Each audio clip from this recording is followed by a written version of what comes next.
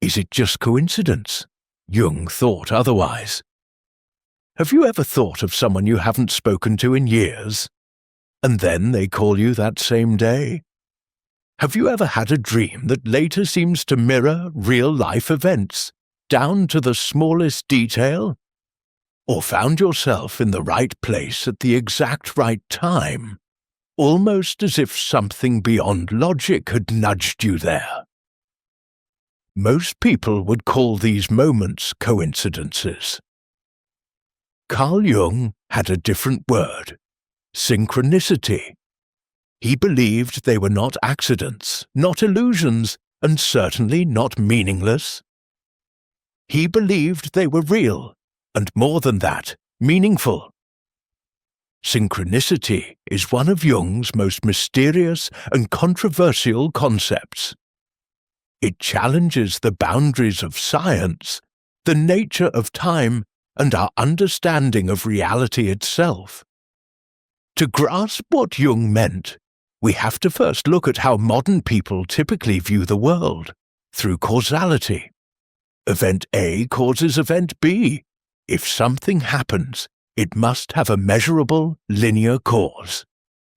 But what if some things don't work that way? What if two events are connected not by cause, but by meaning? Jung defined synchronicity as the meaningful coincidence of inner and outer events, where no causal link can be found, but the connection is undeniable. For example, a woman tells her therapist about a dream involving a golden scarab. Just as she finishes, a real scarab beetle taps at the window, a rare insect in that region. Coincidence? Or is something else at play? Jung didn't believe this was magic or superstition. He believed the psyche and the world are not as separate as we think. In moments of synchronicity, the boundary between inner and outer dissolves. The unconscious expresses itself, not just in dreams, but in reality. It's as if the universe itself briefly becomes a mirror for the soul. Now this is a radical idea. Western science tells us that the mind is in the head, and the world is out there. Jung wasn't so sure. He believed in what he called the unus mundus, the one world where psyche and matter are two aspects of the same deeper reality. In that world, meaning is not subjective. It's woven into the very fabric of existence. And so, a meaningful coincidence is not a glitch, it's a signal. A symbol that something unconscious is coming to the surface. An echo of alignment between your inner state and the outer world. It doesn't happen all the time. It can't be forced. But when it happens, it leaves a mark. You feel it in your body. You pause. You say, "What are the odds?" And if you're brave, you ask, "What does this mean for me right now?" For Jung, synchronicities often appeared during times of transformation. Periods of grief, spiritual awakening, deep questioning.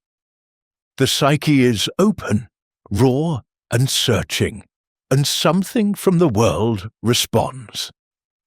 He experienced this himself.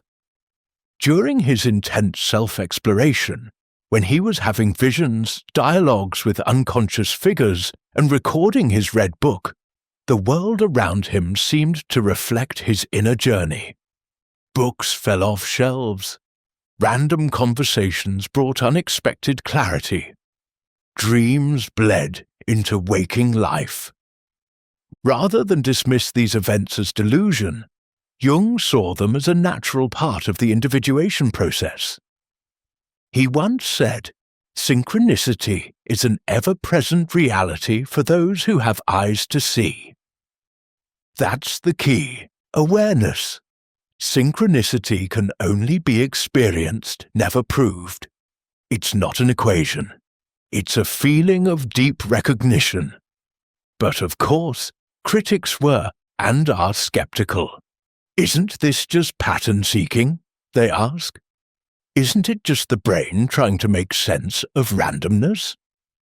Jung acknowledged this possibility.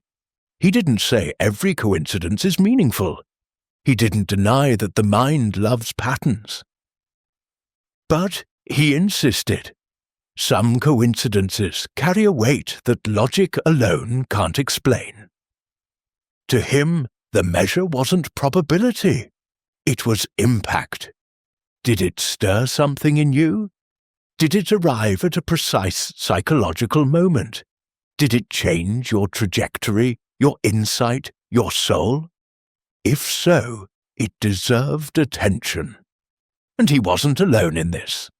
Later in life, Jung collaborated with the physicist Wolfgang Pauli, one of the pioneers of quantum theory. Together they explored the possibility of a causal connecting principle, something that linked psyche and matter in ways that science could not yet measure, but could no longer ignore. Pauli himself had dreams that seemed to predict physical discoveries. He believed that consciousness and the universe were more intertwined than classical science allowed. Jung, too, believed that the future could leak into the present, not in a deterministic way, but through symbols, dreams, and yes, synchronicity. So, how does this apply to your life? Think of the moments that stayed with you, the song that played at just the right time, the stranger who said something you desperately needed to hear, the book that fell into your hands. Were these signs? Were they coincidences? Or were they something else? Jung would tell you to pay attention, not to become superstitious, but to become receptive. Because synchronicity is not about control. It's about connection. You don't summon it. You notice it. You don't use it to predict the future. You let it reveal the present.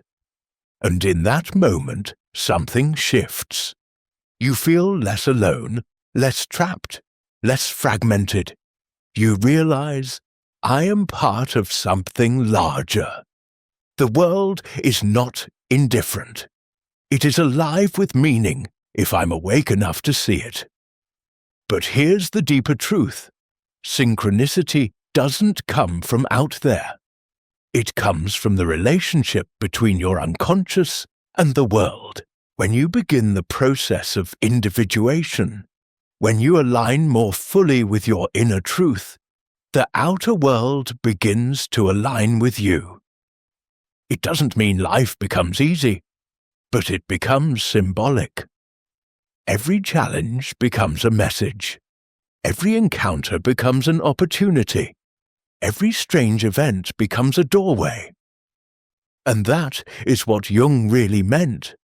Synchronicity isn't just about weird stories.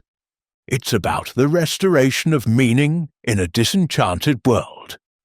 It's about remembering that life is not a random accident.